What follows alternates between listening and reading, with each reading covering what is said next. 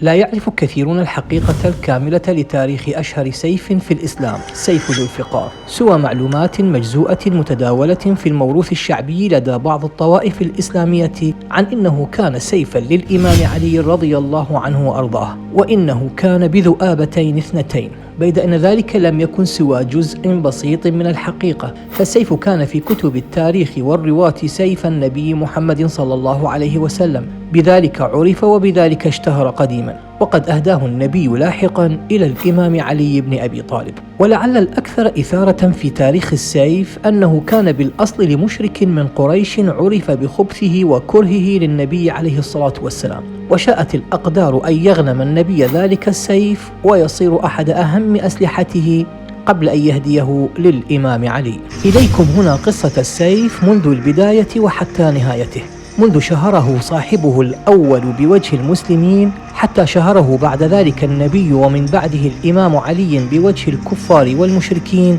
ثم نهايته مشهورا في حروب الفتن والاقتتال الداخلي بين المسلمين.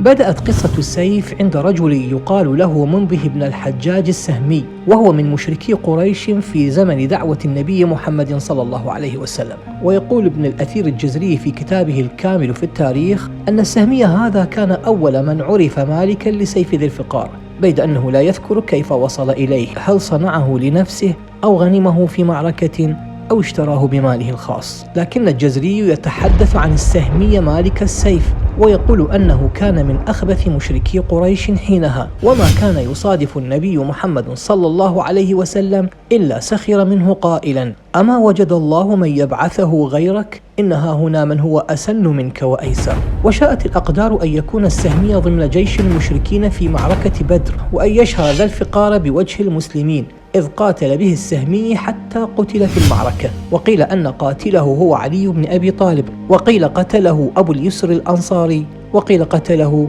أبو أسد الساعدي. وهذا التوثيق التاريخي يكشف خطأ فادحا ارتكبه مصطفى العقاد في فيلم الرسالة حين صور سيف ذي الفقار بيد الإمام علي في معركة بدر، بيد أن الحقيقة التاريخية تؤكد أنه كان بيد السهمي مع المشركين في الجانب الآخر من المعركة. يقول رسول الله: والذي نفس محمد بيده لا يقاتلهم اليوم رجل فيقتل صابرا محتسبا مقبلا غير مدبر إلا أدخله الله الجنة. وذهب السيف بعد ذلك ضمن غنائم المسلمين لينفله النبي عليه الصلاة والسلام في السنة الثانية للهجرة، وهو تاريخ معركة بدر. وتجمع كتب التاريخ على أن النبي أهدى السيف بعد ذلك إلى الإمام علي، وكان السيف لا يفارقه في كل حروبه وغزواته، وقد دخل به مكة يوم الفتح. واختفى ذكر السيف في كتب التاريخ بعد ذلك، حتى جاء ذكره عند الطبري في كتابه تاريخ الأمم والملوك، والذي قال فيه أن السيف كان مع محمد بن عبد الله بن الحسن بن علي بن أبي طالب، أو ما يعرف بمحمد النفس الزكية، وإنه كان سلاحه يوم قتل على يد جيوش أبي جعفر المنصور في المدينة المنورة. ويسرد الطبري عن أبي الحجاج المنقري أن محمد النفس الزكية لما دهمته الخيل وقف إلى ناحية جدار فتحاماه الناس فوجد الموت فتحامل على سيفه فكسره. وينقل الطبري في رواية أخرى وأنه لما أحس الموت أعطى السيف إلى رجل من التجار كان معه وكان له عليه 400 دينار، فقال له: خذ هذا السيف فإنك لا تلتقي به أحدا من آل أبي طالب إلا أخذه وأعطاك حقه.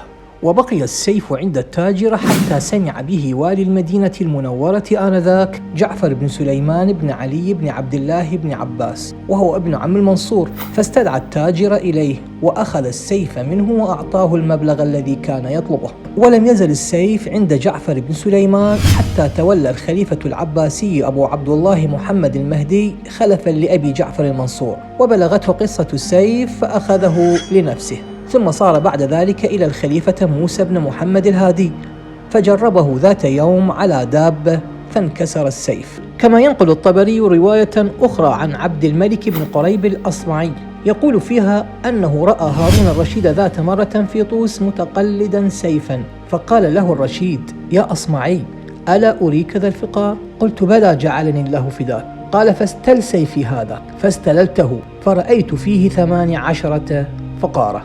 وبناء على روايات الطبري فإن عمر السيف من يوم غنمه الرسول صلى الله عليه وسلم في السنة الثانية للهجرة وحتى خلافة الهادي أو خلافة هارون الرشيد، حيث آخر ما ذكر عنه فإنه يتراوح بين 160 إلى 190 عاما.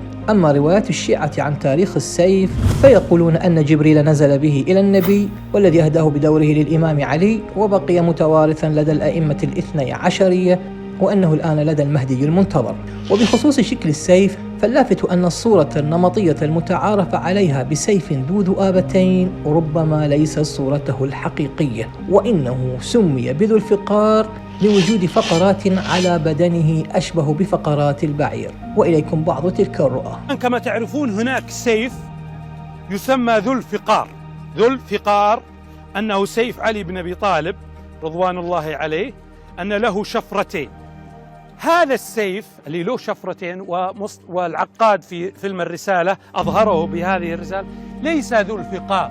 الفقار هو السيف الذي له مشرشر، سطحه مشرشر، فقار زي فقرات العمود الفقري التابعة للبعير. فقار مو فقرتين. وللعلم حتى هذا الشكل السيف الآن اللي موجود هذا على العلم واللي موجود في تركيا اللي له بالأخير يعني ذؤابتين، منقسم إلى قسمين هكذا، هذا مو معلوم هذا هو كان شكل سيف أمير المؤمنين عليه السلام. إنه ذو الفقار يعني مثل فقار الظهر، شلون فقار أكو هكذا فيه فقار